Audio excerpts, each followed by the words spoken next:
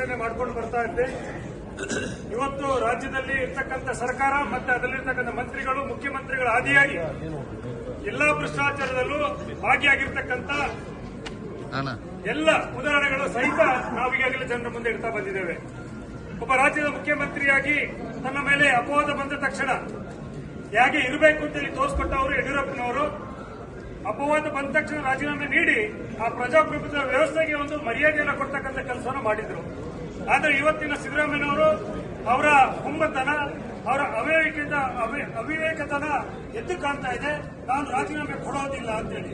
ಅಂದ್ರೆ ಇವರು ಯಾವ ಹಾದಿಯಲ್ಲಿ ಹೋಗ್ತಿದ್ದಾರೆ ಅಂತ ಹೇಳಿದ್ರೆ, ಭ್ರಷ್ಟಾಚಾರ ಮಾಡಿ ಅದು ತೊಂದರೆ ಇಲ್ಲ, ಈ ರಾಜ್ಯವನ್ನು ಮುಳುಗಿಸಬೇಕು, ಅದ್ರ ಮುಖಾಂತರ ನಾನು ಮತ್ತೆ ಪುನಃ ಆಡಳಿತವನ್ನು ಮಾಡಬೇಕು, ಜೈಲಿಗೆ ಹೋದ್ರೂ ಕೇಜ್ರಿವಾಲ್ ತರ ಆಡಳಿತ ಮಾಡಬೇಕು ಅಂತ ಹೇಳ್ತಕ್ಕಂಥ ದುರುದ್ದೇಶ ಇಟ್ಟುಕೊಂಡೇ ಮಾಡ್ತಾ ಇದ್ದಾರೆ ಅಂತೇಳಿ ಇವತ್ತು ಜನರಿಗೆ ಅನಿಸ್ತಾ ಇದೆ.